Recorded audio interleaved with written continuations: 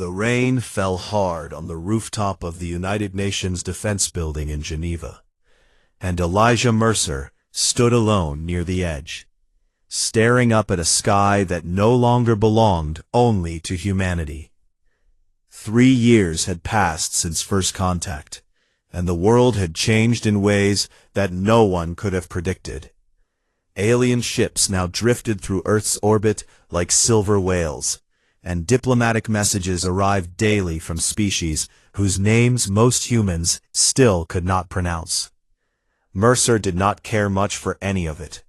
He was a tall man, lean and hard in the way that only decades of brutal training could shape a body, and his face carried the kind of stillness that made other people uncomfortable.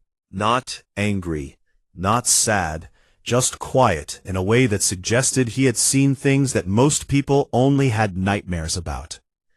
He had been a Navy SEAL for 22 years before he retired, and in that time he had operated in every dark corner of the earth, from the mountains of Afghanistan to the jungles of South America to the frozen silence of the Arctic.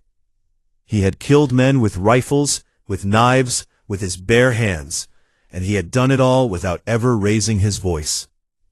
Now he served as Earth's chief military liaison to the Galactic Confederacy of United Species, a role that required him to attend meetings, shake hands with aliens twice his size, and smile politely while they called his species primitive. He hated every second of it. The door behind him opened, and Ambassador Priya Naidu stepped out into the rain, holding a tablet in one hand and an umbrella in the other. She was a small woman with sharp eyes and a sharper tongue, and she had been Earth's lead diplomat to the Confederacy since the beginning. "We have been summoned," she said, and her voice carried the weight of something heavy.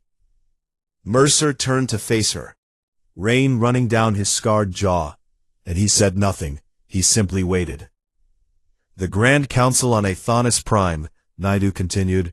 "They want us to answer for what they are calling aggressive military posturing near the Vorlon corridor. Apparently our defense satellites in the Orion Spur have made several species very nervous." "Those satellites are defensive," Mercer said, his voice low and flat. "I know that and you know that, but the Confederacy does not see it that way. To them, any human military presence beyond our home system is a threat." Mercer looked back at the sky, where a faint line of light marked the orbital path of a Confederacy monitoring station that had been watching Earth for 3 years straight. "When do we leave?" he asked. "Tomorrow morning. The diplomatic vessel Leviathan's Whisper is already docked at the Geneva spaceport, and we have been given a crew and a small security detail." "Armed?"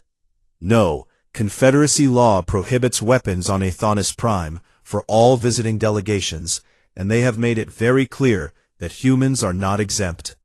Mercer almost smiled at that, but the expression never quite reached his face. "Fine," he said. The next morning, Mercer boarded the Leviathan's Whisper with nothing but a single bag and the uniform he wore. The ship was a human-built vessel, sleek and angular, designed with the kind of efficiency that the military understood and diplomats tolerated.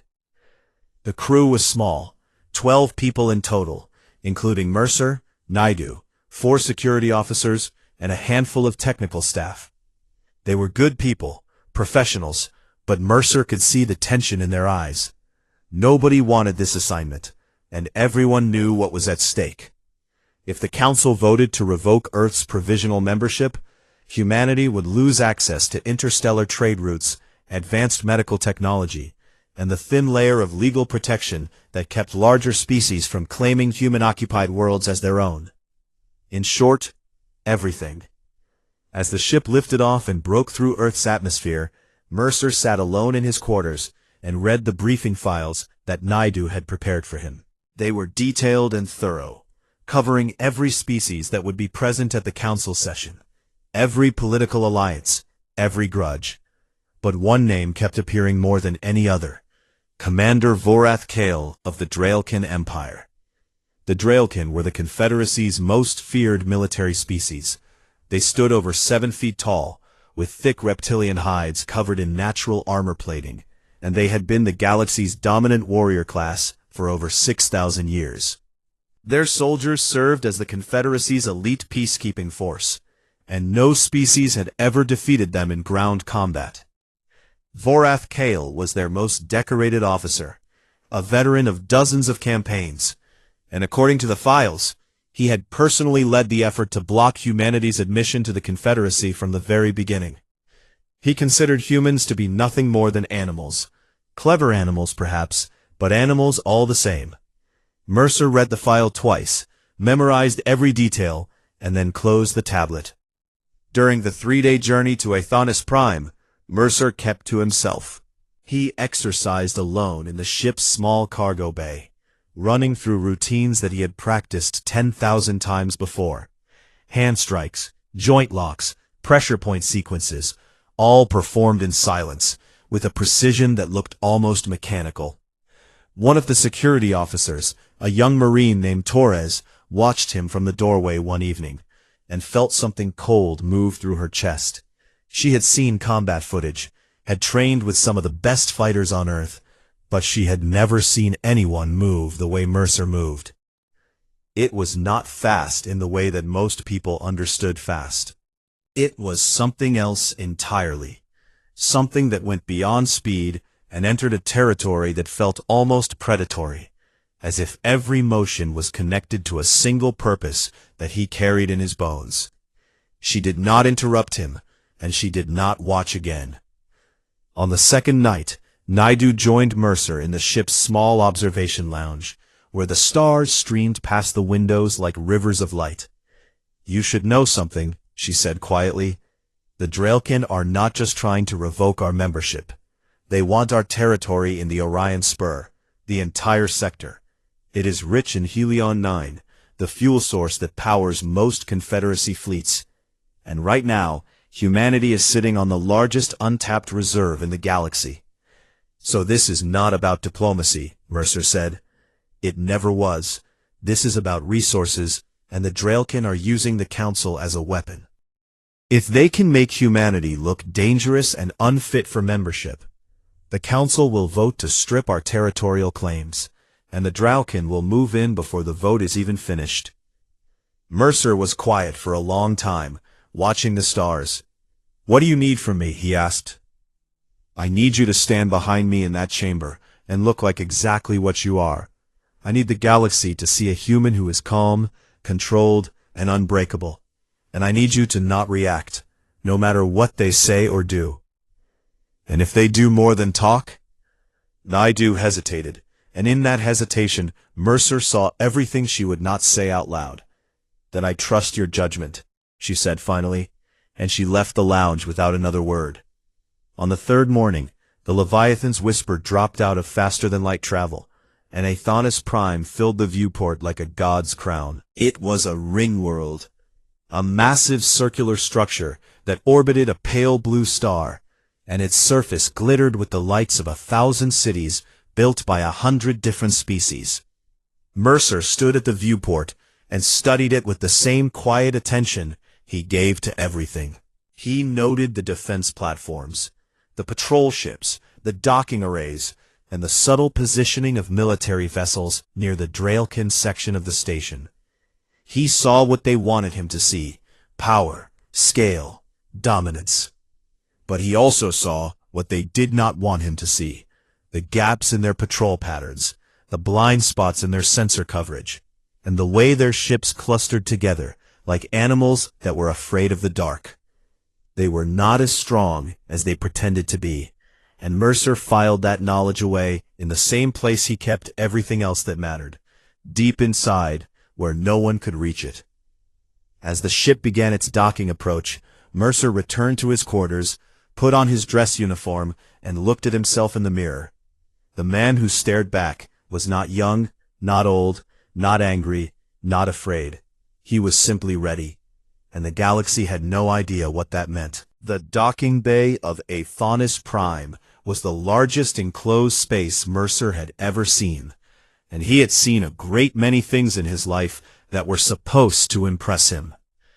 It stretched for what must have been 2 miles in every direction, with ceilings so high that clouds had actually formed near the top, drifting between the massive support columns like ghosts caught in a cathedral. Ships of every size and shape filled the bay, some sleek and beautiful, others rough and industrial, and a few that looked like nothing Mercer could compare to anything on Earth. The air smelled strange, a mix of metal, ozone, and something faintly sweet that he could not identify. And the temperature was warmer than he expected, tuned for species that preferred heat over cold. As Mercer stepped off the Leviathan's whisper, he felt the weight of attention fall on him like a hand pressing down on his shoulders. Dozens of alien species moved through the docking bay, and nearly all of them stopped to look at the humans. He understood why. Humans were still a novelty out here, small, soft-skinned, unarmored, and by galactic standards, shockingly fragile. Most species in the Confederacy had evolved with natural defenses, thick hides, venomous spines, exoskeletons, or sheer size, and they looked at humans the way a wolf might look at a rabbit that had somehow wandered into a council of predators. Mercer kept his face neutral and his hands at his sides, walking 2 steps behind Ambassador Naidu as their small delegation moved through the bay toward the main transit corridor. A Confederacy escort was waiting for them, 2 tall insectoid beings from a species called the Vrethii, with glossy black exoskeletons and compound eyes that reflected the light in 100 tiny fragments. They said nothing, only gestured for the humans to follow, and Mercer noted the way they kept their distance, as if proximity to humans was something unpleasant. The transit corridor was a long, curving tunnel of polished white material that hummed faintly beneath their feet, and it carried them deeper into the station through a series of sections that each belonged to a different species. Mercer watched everything: the architecture, the movement patterns, the security checkpoints, and stored it all away without expression. They passed through a section that belonged to the Velmari, a species of tall, translucent beings who communicated through pulses of colored light beneath their skin, and Mercer caught several of them flashing rapid sequences of deep red and orange as the humans walked by. He had studied Velmari color language for the past 6 months, and he knew exactly what those colors meant: danger and curiosity, and something that translated roughly to, "Why are they here?" He said nothing. They passed through another section controlled by the Torvan, a heavy-set species of 4-armed beings with thick gray skin and deep-set eyes that burned like embers. The Torvan had once been a proud warrior race, but centuries of Dralkin dominance had pushed them to the margins of galactic politics, and now they served mostly as laborers and low-ranking soldiers.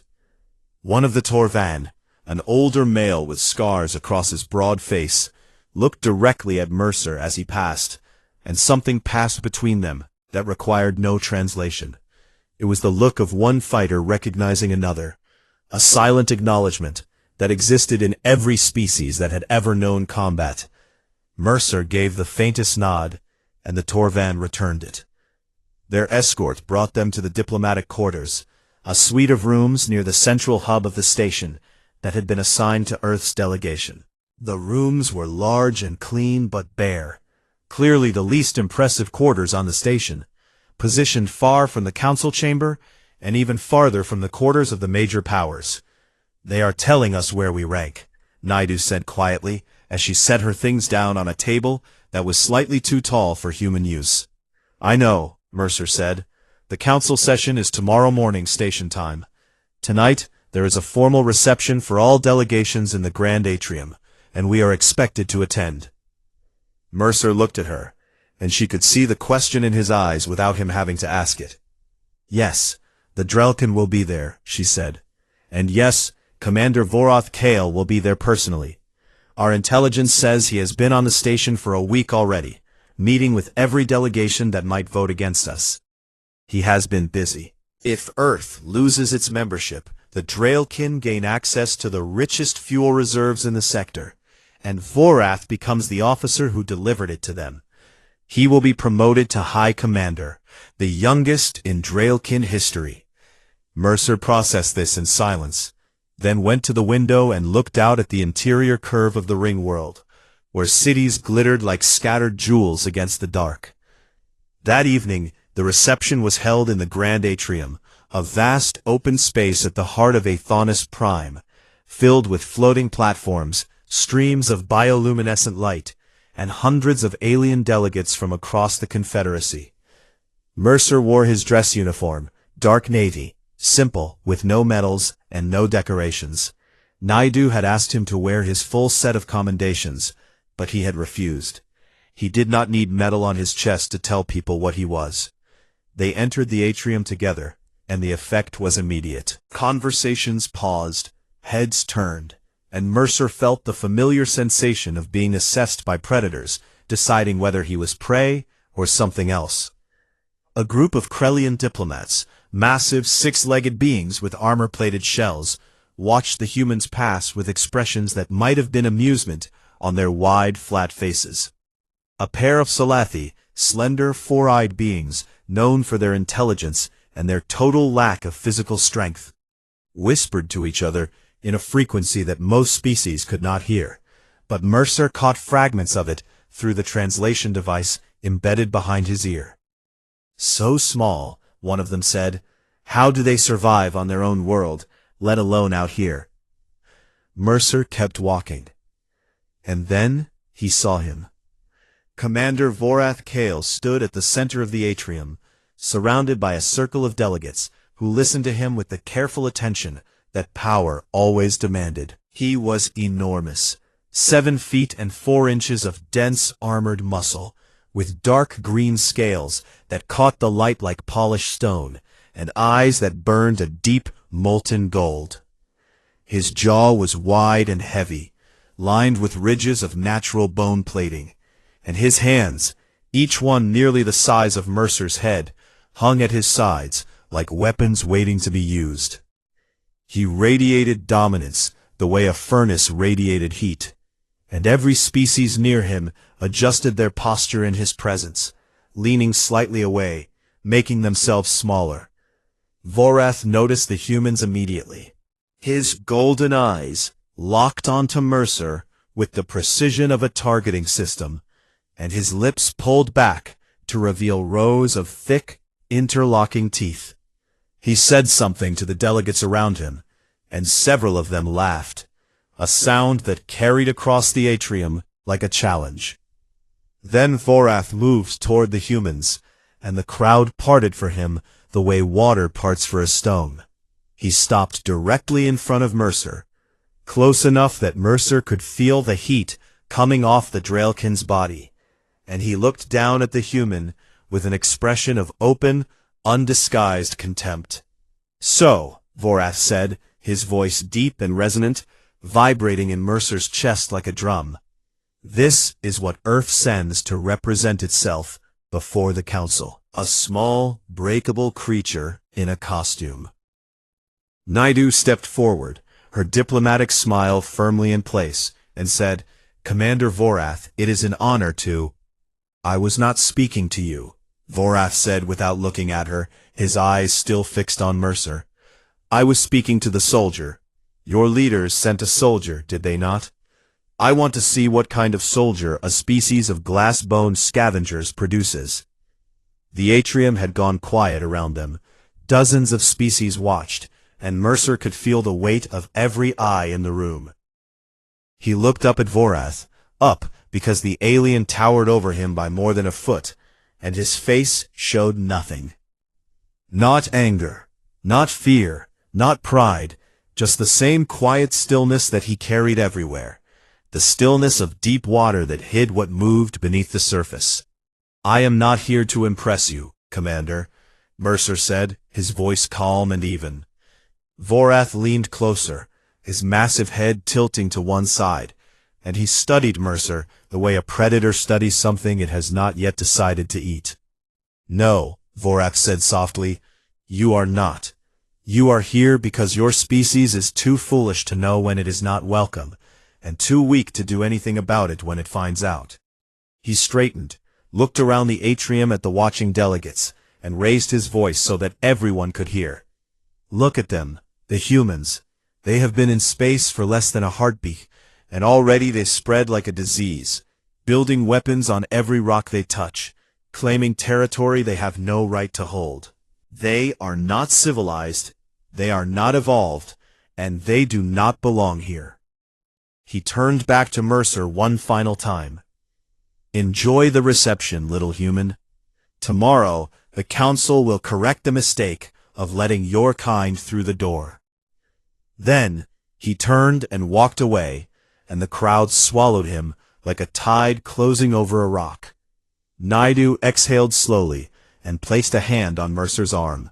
That went about as well as expected, she whispered. Mercer said nothing. He was watching Vorath retreating back, and his eyes moved with the slow, careful focus of a man who was not angry, not afraid, and not impressed. He was studying. He had noticed the way Vorath moved, the slight imbalance in his left stride, the way he favored his right side when he turned, and most importantly, the thin seam in the bone plating at his left temple, where two plates of natural armor met, but did not fully overlap. It was a small gap, barely an inch wide, hidden beneath a ridge of scale. But it was there, and Mercer had found it in less than 10 seconds. He filed it away in the quiet, dark place inside him, where he kept all the things that mattered. And then he turned to Naidu and said, "We should get some rest. Tomorrow is going to be a long day." The Grand Hall of the Confederacy was built to make every living thing inside it feel small, and it succeeded. It rose from the core of Aethonus Prime like the inside of a cathedral carved by gods. Towering walls of dark stone, laced with veins of bioluminescent crystal. Floating platforms arranged in concentric rings above a central floor. And a ceiling so distant that it disappeared into a soft, glowing haze of artificial starlight. 900 delegations filled the chamber, each one seated on their designated platform according to species rank, and the sound of 1,000 alien voices merged into a low, constant hum that vibrated through the floor like the pulse of something alive. At the very bottom, on the lowest platform, closest to the central floor and farthest from the seats of power, sat the human delegation. Mercer stood behind Ambassador Naidu's chair, his hands clasped behind his back, his posture straight and still. He wore his dress uniform, dark navy, clean, undecorated, and he looked exactly like what he was, a soldier standing at his post. The chamber's recording systems were active, and the session was being broadcast live to every member world in the Confederacy. Over 900 planets, moons, and stations, representing trillions of sentient beings who would watch what happened here today. Naidu sat with her back straight and her tablet in front of her, her face composed and professional. But Mercer could see the tension in her shoulders and the way her fingers pressed just slightly too hard against the surface of the table. She was afraid, and she had every right to be. The session was called to order by the Arbiter, a massive ancient being from a species called the Lithon, whose body was made of living crystal that pulsed with slow, deep light. The Arbiter's voice filled the chamber without any amplification, resonating through the stone itself.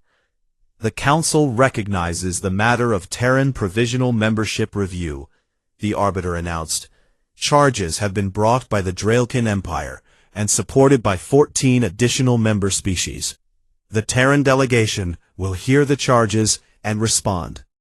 The charges were read aloud by a Confederacy clerk, a small, nervous Salathi who spoke quickly and precisely. Humanity was accused of unauthorized military expansion beyond its home system, refusal to disarm planetary defense platforms in the Orion Spur, development of weapons technology that exceeded provisional member limitations, and general cultural incompatibility with the standards of civilized galactic governance.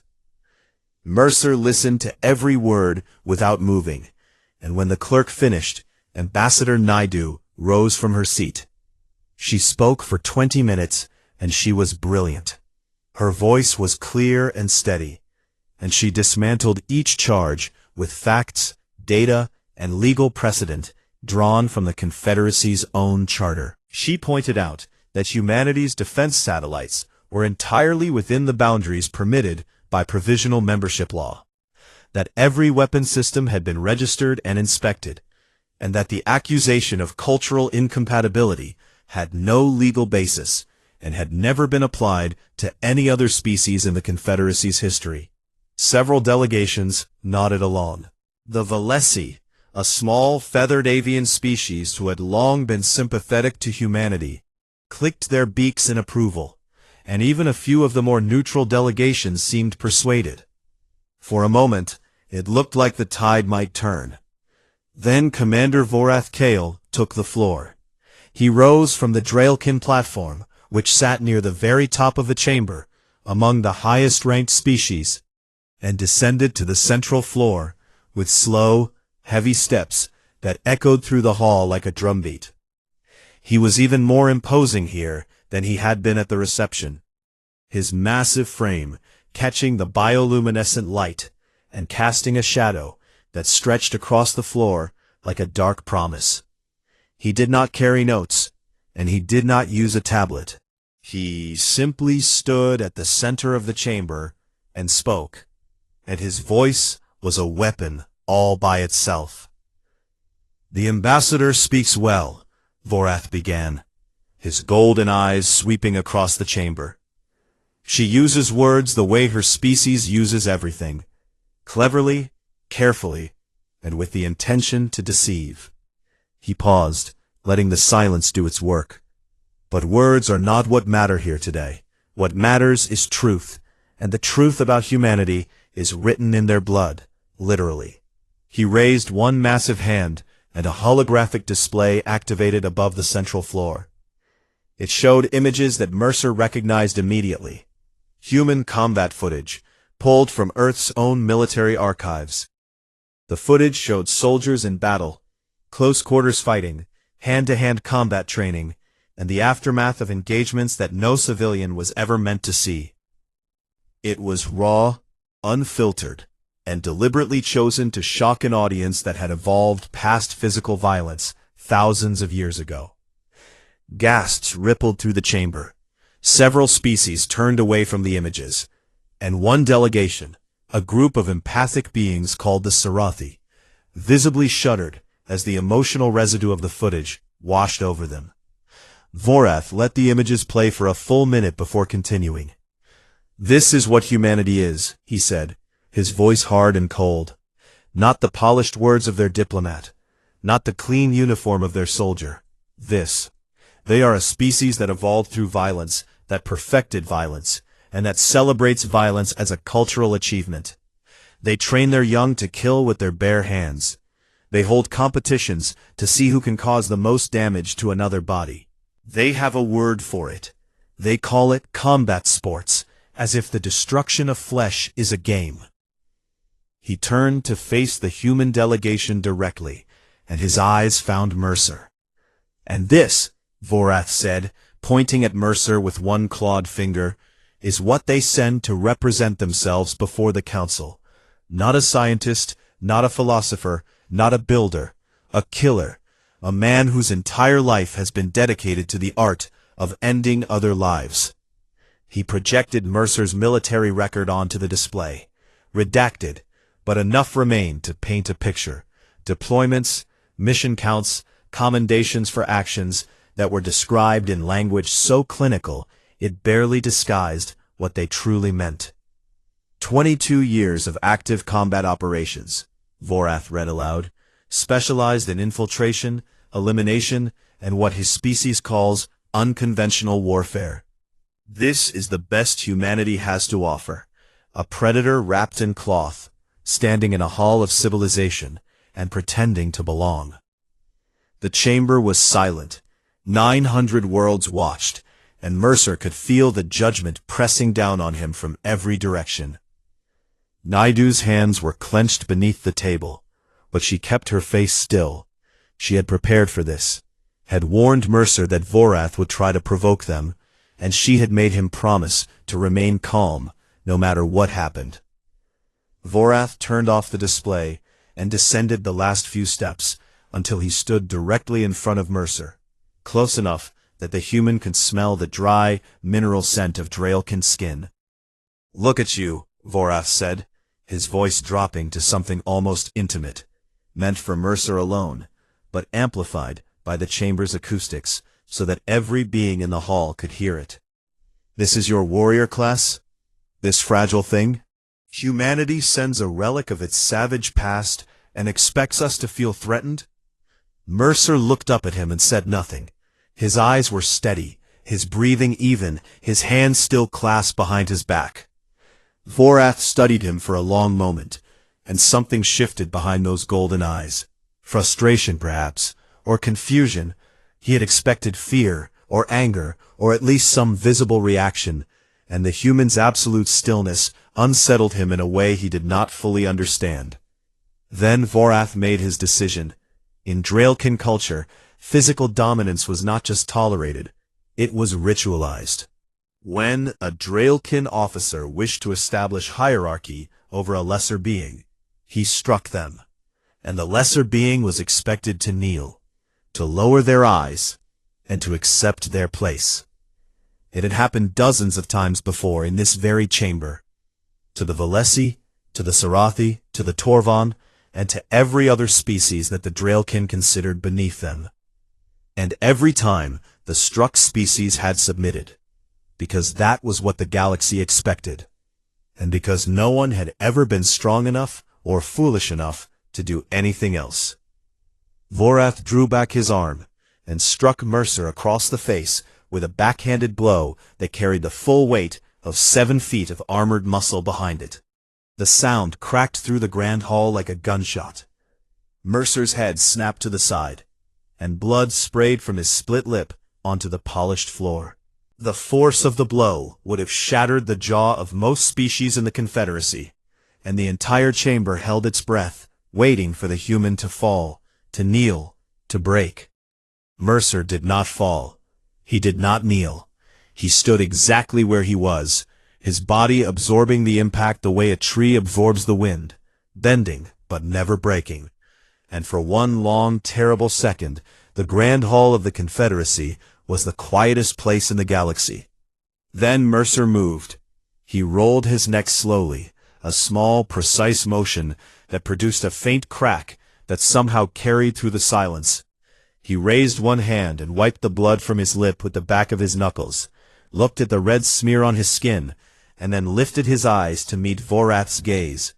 And Vorath saw something in those eyes that stopped him cold. It was not rage. Rage was something the Draelkin understood, something they could predict and control. This was something else, something ancient and patient and utterly without mercy, something that looked at a 7-foot armored predator and saw nothing but a target. Mercer moved. The recording systems of Athonis Prime operated at 12,000 frames per second, designed to capture the fastest species in the Confederacy in perfect detail, and even they barely caught what happened next. Mercer stepped forward into Vorath's space, not backward, not sideways, but directly into the chest of the largest predator in the galaxy, and in the same motion, his left hand caught Vorath's still extended arm at the wrist, twisted it inward with a grip that locked the joint, and used the alien's own momentum to pull him down by exactly 6 inches. That was all Mercer needed. His right elbow came up in a short, devastating arc, not wide, not dramatic, just a compact surgical strike powered by every fiber of muscle in his core, his hips, his legs, and 22 years of learning exactly how to break things that did not want to be broken. The elbow connected with the thin seam at Vorath's left temple, the gap in the bone plating that Mercer had identified the night before in less than 10 seconds. and the sound it made was something that no one in that chamber would ever forget. It was a crack. Not loud, not explosive, just a single, clean crack that echoed through the grand hall like a stone splitting in the cold. And Commander Vorath Kale, the most decorated officer in the Draelkin Empire, the most feared warrior in the Confederacy, the being who had never once been challenged on a galactic stage, dropped. He fell like a tower, his massive body going limp in an instant, his golden eyes rolling back, and he hit the floor with a sound that shook the platforms above. Unconscious before he landed. The silence that followed was absolute. 900 worlds stared at their screens, and 900 delegations stared at the central floor, and not one of them made a sound, because not one of them had ever seen anything like what they had just witnessed. Mercer stepped back from the fallen Draelkin, straightened his uniform with a small, precise motion, and looked up at the council. He did not speak. He did not need to. The grand hall erupted. The silence that had held the chamber in its grip shattered like glass, and 900 delegations broke into noise all at once. Shouts, clicks, hisses, and frequencies that the human ear could not even detect. The sound was overwhelming, a wall of alien voices crashing against each other in a storm of shock and outrage and something else that Mercer did not immediately recognize. Fear.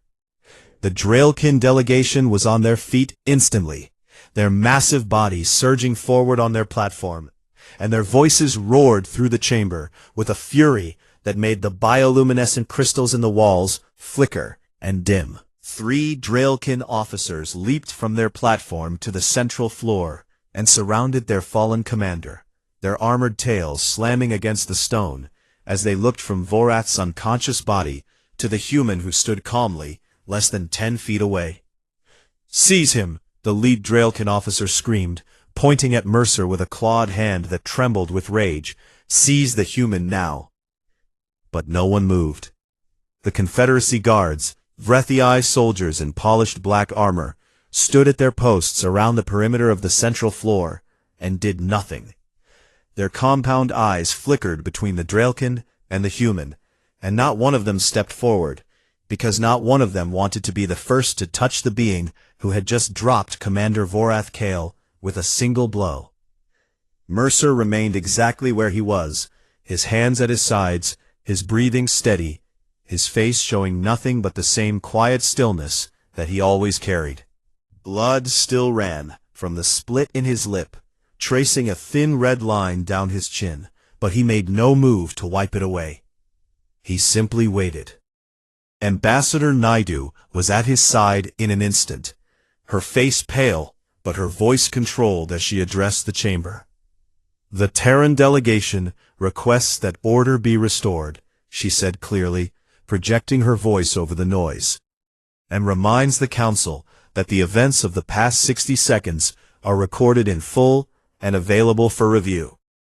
The Arbiter, the ancient Lithon crystal being who presided over the Council, pulsed with deep, slow light and raised one massive arm. The gesture carried an authority that transcended language, and the chamber fell into an uneasy, trembling silence. "This session is suspended," the Arbiter announced. "The human representative will be escorted to a secure holding area pending review. The Draelkin delegation will attend to their officer. An emergency tribunal will convene within 6 hours." 2 Vrethii guards approached Mercer, and he could see the hesitation in their movements, the careful, measured steps of beings who were profoundly unsure of what they were dealing with. "I will go willingly," Mercer said, and his voice was so calm that it seemed to unsettle the guards even more than resistance would have. He turned to Naidu and gave her a single nod. Not an apology, not a reassurance, just an acknowledgement, and then he walked between the 2 guards and out of the grand hall without looking back. The holding area was a small, clean room deep within the station's security wing, with smooth walls, a single bench, and a transparent barrier that hummed faintly with energy. It was designed for species far larger and far stronger than a human, and Mercer sat down on the bench, folded his hands in his lap, and closed his eyes. He was thinking, running through the events of the past hour, with the same methodical precision he applied to everything, reviewing each decision, each movement, each variable. He had not planned what happened, that much was true. He had not walked into the Grand Hall with the intention of striking Commander Vorath Kale. And if the Draelkin had simply delivered his speech and walked away, Mercer would have stood silently behind Naidu's chair until the session ended. But the moment Vorath's hand made contact with his face, every calculation changed. 22 years of training did not make a man faster or stronger than he naturally was. What it did was remove the gap between stimulus and response. The hesitation, the doubt, the moment of frozen indecision that most beings experienced when violence found them without warning. Mercer had trained that gap out of himself a long time ago, and what remained was something pure and clean and terrifyingly efficient. He had not thought about hitting Vorath. He had simply done it, the way a heart beats or a lung breathes. And by the time his conscious mind caught up with his body, the Draelkin was already falling. Now came the part that required a different kind of skill. An hour passed, then 2, and then the door to the holding area opened, and Ambassador Naidu entered, flanked by 2 Confederacy legal advisors. Thin, gray-skinned beings from a species that specialized in interstellar law. Naidu's face was tight, but there was something in her eyes that Mercer had not expected to see. A spark of something fierce and barely contained. "The Draelkin are demanding your execution," she said flatly, "and Earth's immediate expulsion from the Confederacy." "Expected," Mercer said. "They are also claiming that you attacked their commander without provocation, in violation of the Confederacy's Diplomatic Protection Accord." Mercer raised an eyebrow, the most expression he had shown in hours. "Without provocation," he repeated. "That is what they are claiming, yes. But here is where it gets interesting," Naidu said, and the spark in her eyes grew brighter. "The entire incident was broadcast live to 900 worlds. Over 4 trillion beings watched Commander Vorath strike you first, and the recording is crystal clear. Every angle, every frame, every second." She sat down across from him and leaned forward. Under Confederacy self-defense statutes, a delegate who is physically assaulted during a council session has the legal right to respond with proportional force. And here is the key word: proportional. The Draelkin are arguing that your response was disproportionate, that a single strike from a Draelkin should not have been met with lethal level force. "Is Vorath dead?" Mercer asked. "No. He has a fractured skull and a severe concussion, but he will survive. The Draelkin have excellent medical technology, and he is expected to recover fully, except for a permanent crack in his cranial plating that will never fully heal." Mercer nodded. "So the proportionality argument falls apart," he said, "because the response was not lethal." Naidu allowed herself the smallest smile. "Exactly, and there is more. The Draelkin dominance ritual, the act of striking a lesser being to establish hierarchy, has been used dozens of times in this chamber over the past century. And every single time, the Council looked the other way, because the Draelkin were too powerful to challenge. But the ritual has never been formally authorized by Confederacy law, which means Vorath's strike was technically an illegal assault. So he broke the law first. He broke the law first on live broadcast in front of the entire galaxy. And then the person he assaulted responded with a single, non-lethal strike in self-defense. That is the legal framing, and it is airtight. Outside the holding area, the galaxy was in chaos. The footage of Mercer's strike spread across the galactic communications network faster than any event in Confederacy history. Within an hour, it had been viewed by over 8 billion beings, and within 6 hours, that number had climbed past 1 trillion. The reactions were as varied as the species that watched. The Draelkin were furious. Their military channels burned with demands for retaliation, and their civilian population struggled to process what they had seen. For 6,000 years, no species had ever struck back against a Draelkin in a dominance display. And the psychological impact of watching their most decorated commander fall to a being half his size was something that cut deeper than any weapon could. But other species reacted very differently. The Velesi, the small, feathered avian species who had been subjected to Draelkin dominance rituals more than any other, watched the footage in their communal gathering halls, and for the first time in living memory, they were completely silent. Then, slowly, a sound began to build, a low, rhythmic clicking of beaks that was the Velesi expression of profound respect, growing louder and louder until it filled every hall on every Velesi world.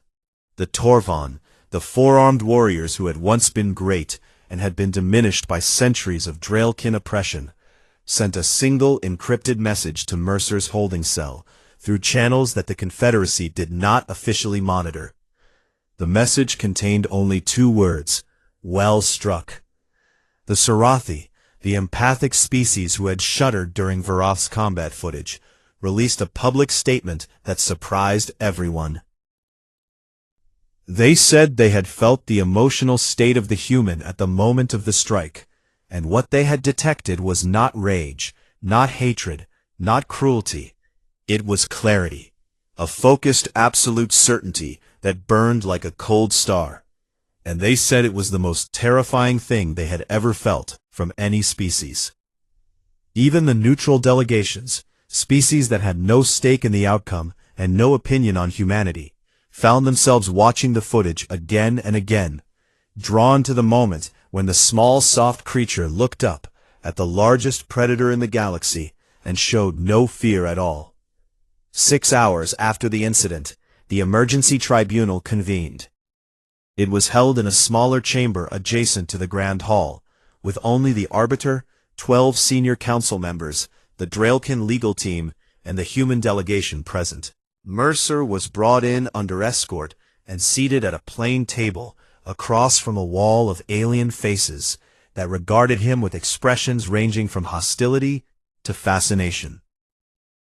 The Draelkin legal team argued for 3 hours, presenting their case with force and passion, demanding execution under the diplomatic violence prohibition, and framing Mercer's response as a premeditated attack by a trained killer.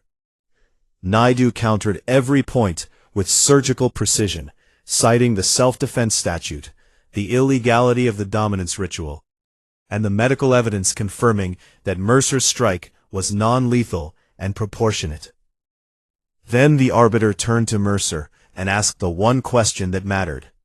"Human representative," the ancient crystal being said, its voice resonating through the stone, "you are a trained warrior of your species, capable of killing with your hands alone. Why did you respond with such force to a single blow?" The chamber went quiet. Mercer looked at the Arbiter, and when he spoke, his voice was low and even, carrying the weight of a man who chose his words the way he chose his strikes, with precision and nothing wasted. "Where I come from, you do not get to hit someone and then decide the rules," he said. "Commander Vorath wanted to show the galaxy that humans kneel. I showed them we do not." The silence that followed lasted a very long time, and in that silence, the balance of galactic power shifted by a degree so small that most species would not feel it for years. The tribunal deliberated for 2 days, and during those 2 days, the galaxy held its breath in a way that it had not done in centuries. Mercer remained in his holding room, undisturbed, eating the bland nutrient packs that the station provided, and sleeping in short, efficient intervals the way he had trained himself to sleep decades ago. Never fully unconscious, never fully at rest, always ready to move if the world shifted beneath him. He did not ask for updates, and he did not ask for visitors. He simply waited, because waiting was something he had always been very good at.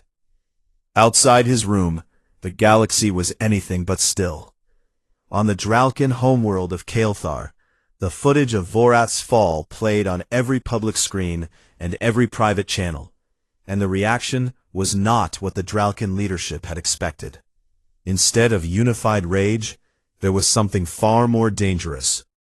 For the first time in 6,000 years, ordinary Dralkin citizens looked at the species they had been told were the galaxy's undisputed masters of war, and wondered if that was still true.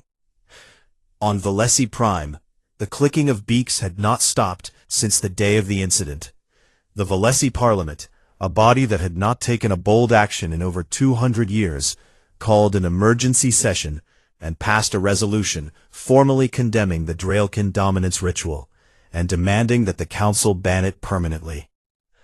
On Torvan worlds across the Outer Rim, something even more remarkable was happening. Young Torvan warriors, a generation that had grown up under Dralkin's shadow, began sharing the footage with a caption in their own language that translated roughly to, "They are small, but they do not break."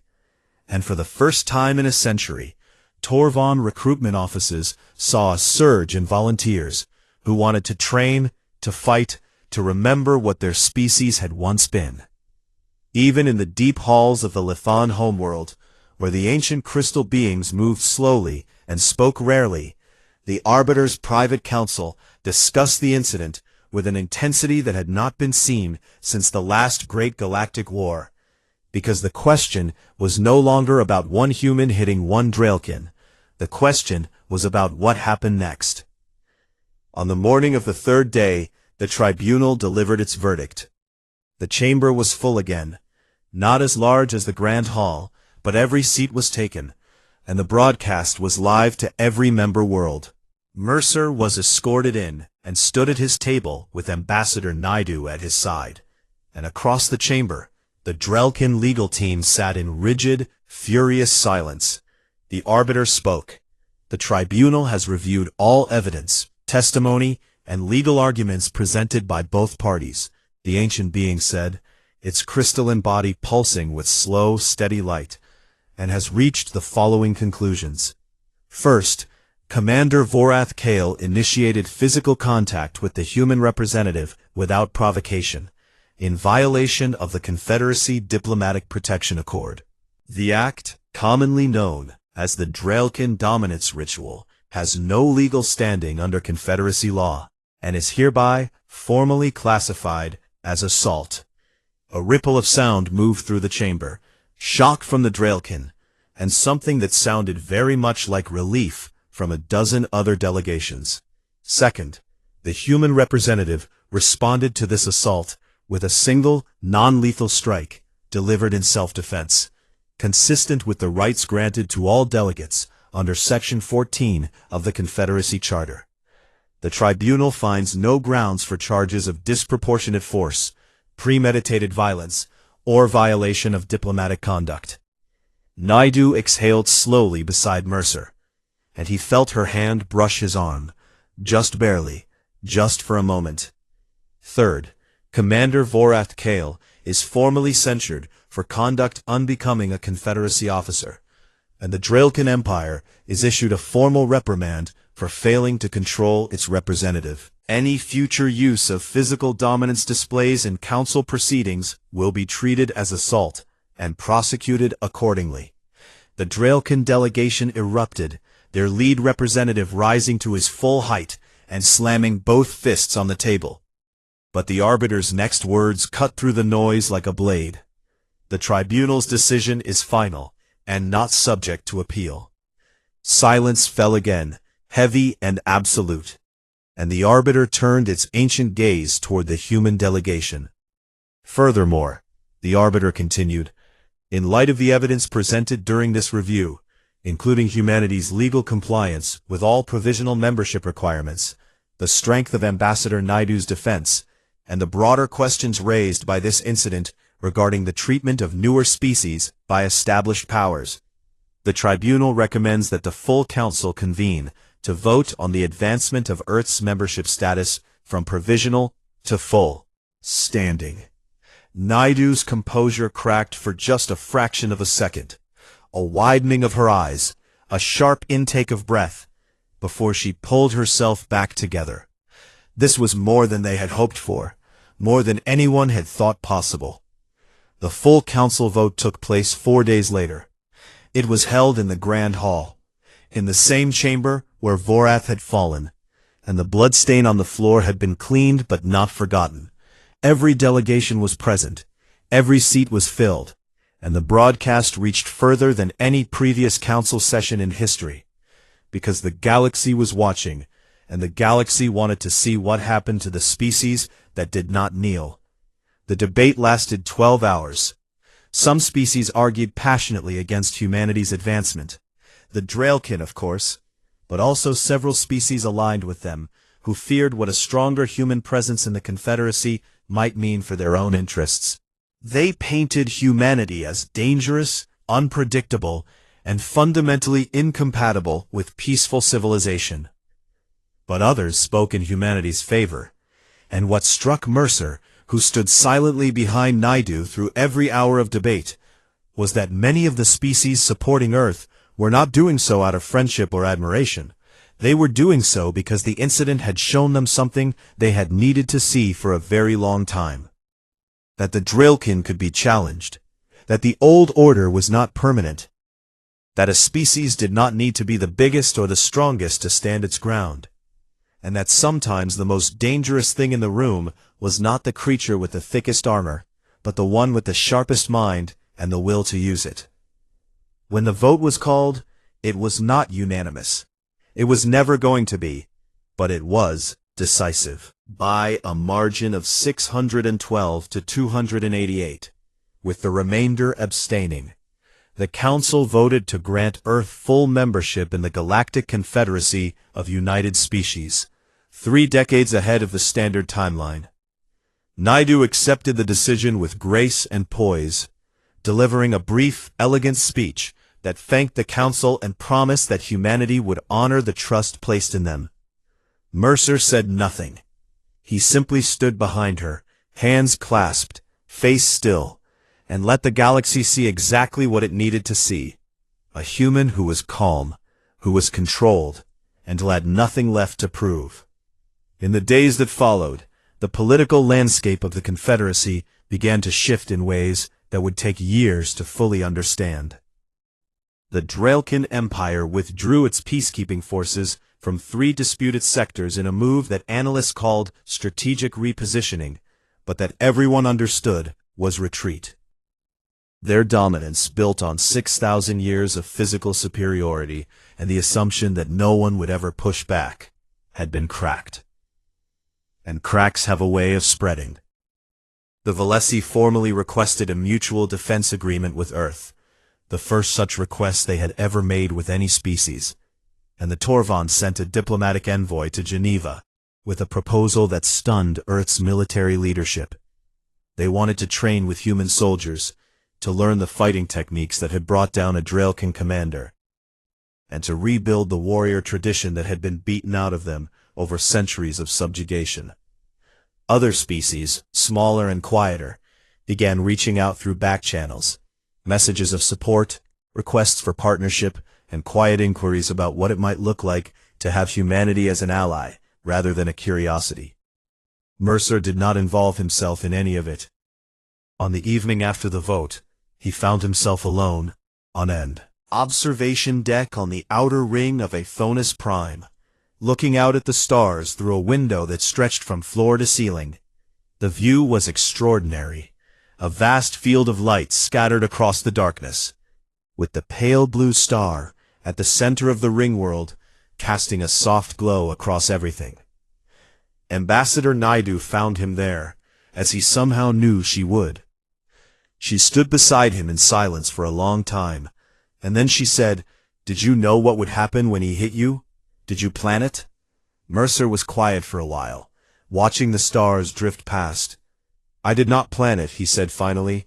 "I just knew what I would do if it happened. I have always known. Naidu considered this, turning it over in her mind the way she turned over every piece of information that mattered. "The galaxy is going to fear us now," she said, "even more than they did before. They have seen what one human can do with his bare hands, and they are going to wonder what an entire species of us is capable of."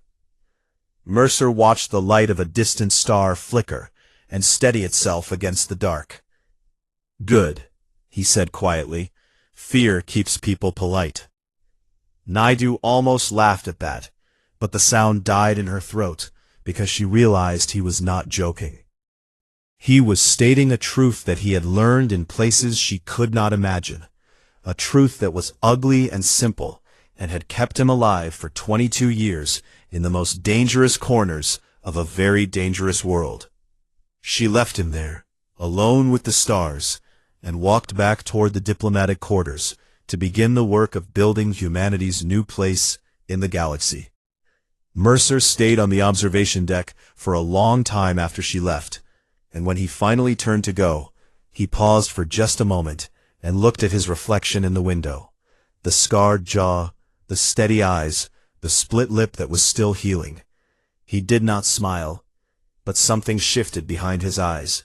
Not pride, not satisfaction, just the quiet recognition of a man who had done what needed to be done, and would do it again if the galaxy ever forgot.